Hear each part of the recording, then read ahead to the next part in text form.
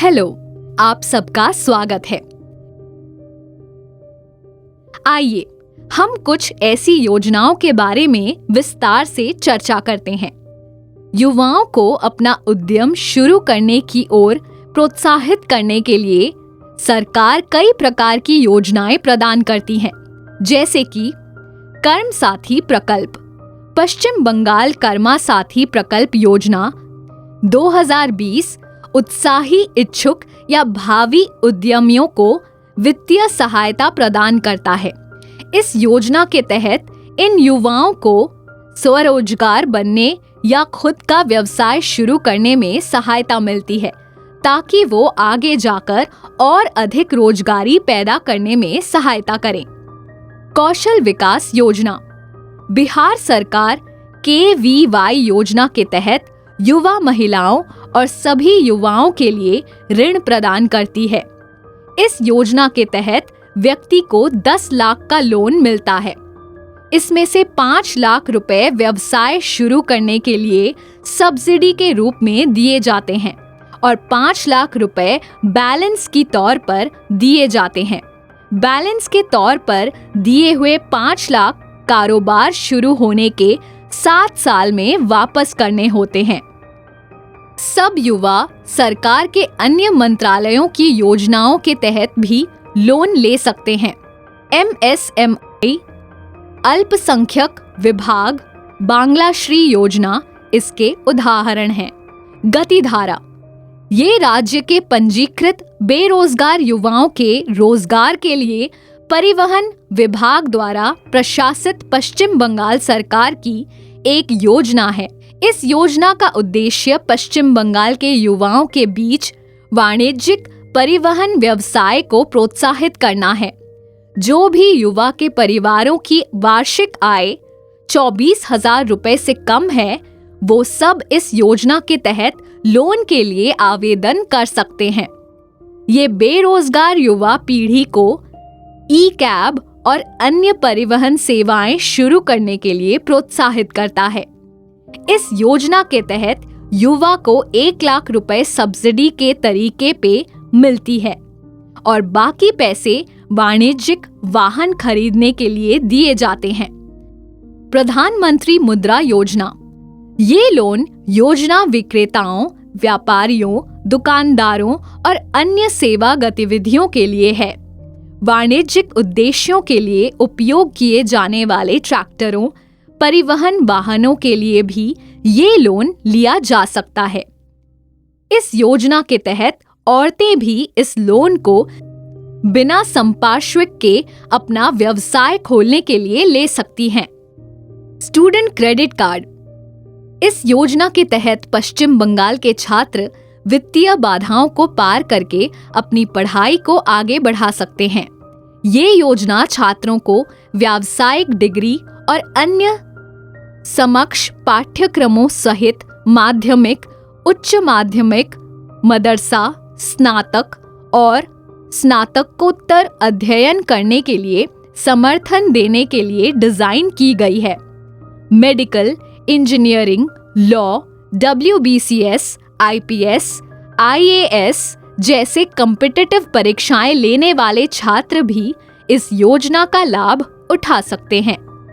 कम से कम 10 साल में पश्चिम बंगाल में रहने वाले छात्र राज्य सहकारी बैंक और उससे संबद्ध केंद्रीय सहकारी बैंकों या जिला केंद्रीय सहकारी बैंकों या सार्वजनिक या निजी क्षेत्र के बैंकों से 10 लाख तक का लोन 4% वार्षिक ब्याज पर ले सकते हैं। इस लोन को 15 वर्षों में लौटाना पड़ता है। प्रधानमंत्री आवास योजना PMAY भारत सरकार द्वारा लागू की गई योजना है, जिसका उद्देश्य शहरी गरीबों को 2022 तक किफायती आवास उपलब्ध कराना है। ये योजना 1 जून 2014 में शुरू की गई थी। PMAY योजना के अंदर होम लोन यानी गृह लोन के लिए ब्याज दर 6.5% प्रति वर्ष से शुरू होती है। इस योजना का कार्यकाल 20 साल तक का है, जिसके दौरान इस योजना के लाभ उठाए जा सकते हैं। पर्चे को आगे पढ़ते हुए प्रिया एक पन्ने पर आती है जिसमें उसके एटीएम कार्ड जैसे दिखने वाले एक कार्ड की तस्वीर लगी हुई होती है। उस पेज को पढ़ने पर उसे पता चलता है कि ये कार्ड एक क्रेडिट कार्ड है। बैंक और अन्य वित्तीय संस्थाएं अपने ग्राहकों को क्रेडिट कार्ड की सेवा उपलब्ध करवाती है। इस सेवा का आवेदन केवल 18 वर्ष की उम्र के बाद ही किया जा सकता है। क्रेडिट कार्ड उपलब्ध करने से पहले बैंक आपके खाते में रखे पैसे और आपके वेतन की जांच करता है। इसके अलावा आपके बैंक में जमा किए फिक्स डिपॉजिट की भी जांच होती है। इन सब के बाद ही बैंक किसी ग्राहक को क्रेडिट कार्ड उपलब्ध करवाता है। परंतु प्रिया नहीं समझ पाती है कि ये कार्ड उसके बैंक कार्ड से किस तरह से अलग है। इस कारण से वो आगे बढ़ती है और उसे पता चलता है कि क्रेडिट कार्ड आपको कुछ खरीदने या पैसे निकालने के लिए कार्ड जारीकर्ता से एक निश्चित सीमा तक पैसे उधार लेने की अनुमति देता है। ये एक प्रकार का असुरक्षित लोन है। उधार में ली हुई राशि को आपको एक निर्धारित समय के अंदर वापस करना होता है। अगर आप सही समय पर पैसे वापस नहीं कर पाते हैं तो उधार की राशि पर बहुत ऊंचा ब्याज हो जाता है। कई बार ये ब्याज दर किसी साहूकार के दर से भी ज्यादा होता है। कुछ बैंक क्रेडिट कार्ड पर 3.49% तक का ब्याज लगाते हैं।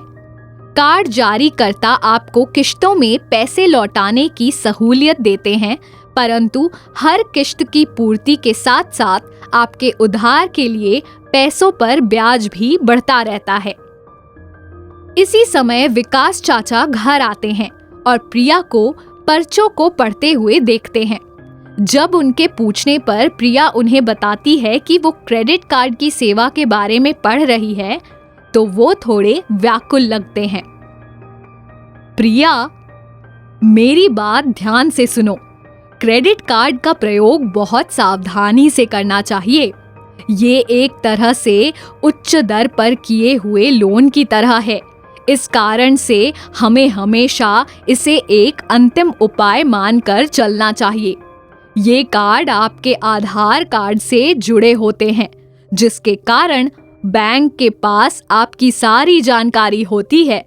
अगर आप सही समय से कार्ड पर निकली हुई राशि का भुगतान नहीं करते हैं तो बैंक आपके घर या कार्यशालों पर लोगों को पैसे जमा करने के लिए भिजवा सकता है। इसके लिए एटीएम या डेबिट कार्ड सबसे अच्छा उपाय है, क्योंकि इनके द्वारा आप केवल अपने अकाउंट में रखे पैसे ही खर्च कर सकते हैं। जी चाचा, आपकी बातों से लगता है कि क्रेडिट कार्ड बहुत जोखिम भरा है और हमें ऐसे जोखिम लेने से बचना चाहिए। चाचा जी, मेरा एक और सवाल था, क्या हमारा अपने दोस्तों से उधार लेना उचित है? हम उन्हीं समय पर उधार लें जब हम किसी आपात परिस्थिति में हों। दूसरे शब्दों में, हमें उधार जिम्मेदारी के साथ लेना चाहिए और उन्हें समय पर चुका देने का प्रयत्न करना चाहिए। ऐसा नहीं करना हमारे लिए मुसीबत खड़ी कर सकता है। अगर हम दोस्तों या रिश्तेदारों से पैसा उधार लेते हैं तो ये मुसीबत उनके साथ हमारे रिश्ते को खराब कर सकता है और हमें शर्मिंदा कर सकता है।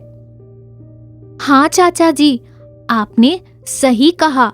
मैं कभी भी ऐसी परिस्थिति में नहीं पड़ना चाहूंगी।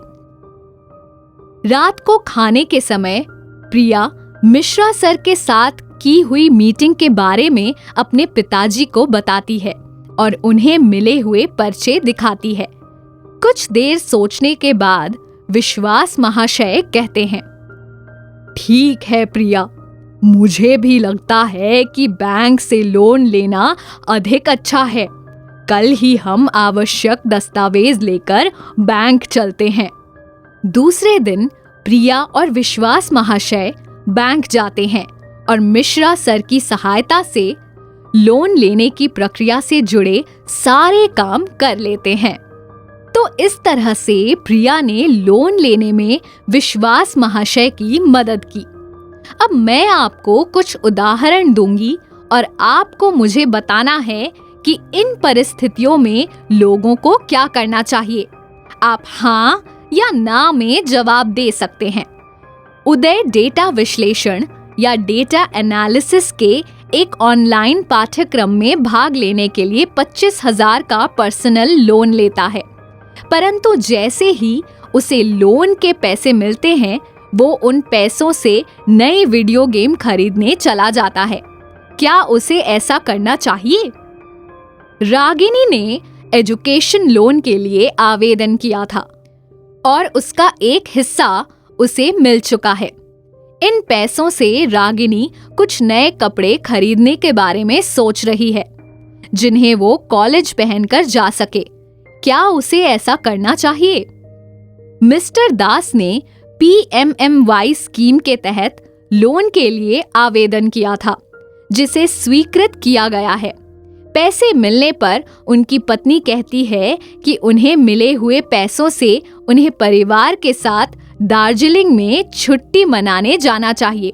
मिस्टर दास को इस स्थिति में क्या करना चाहिए? इन सारे उदाहरणों में कुछ न कुछ गलत हो रहा है।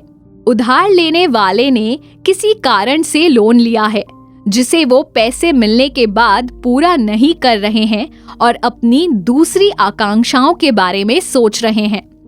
आपको पहले पढ़े हुए आवश्यकताओं और आकांक्षाओं से कुछ चीजें याद होंगी। लोन किसी आवश्यकता को पूरी करने के लिए लिया जाता है और इन उदाहरणों में लोन लेने वाले अपनी आकांक्षाओं के बारे में सोच रहे हैं। ऐसी परिस्थितियों से बचे रहने के लिए हमें कुछ चीजों को हमेशा याद रखना चाहिए। पैसे तभी उधार लेने चाहिए जब उनकी वास्तविक जरूरत हो। पैसे केवल आय पैदा करने वाली गतिविधियों के लिए उधार लिए जाने चाहिए।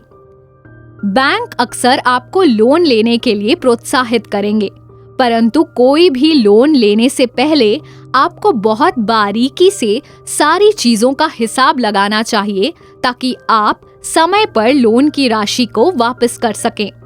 यदि आप बैंक को समय पर वापस भुगतान नहीं कर सकेंगे तो बैंक उनके पास गिरवी रखी गई संपत्ति को वापस लेकर और उसे बेचकर लोन की राशि का भुगतान कर सकते हैं।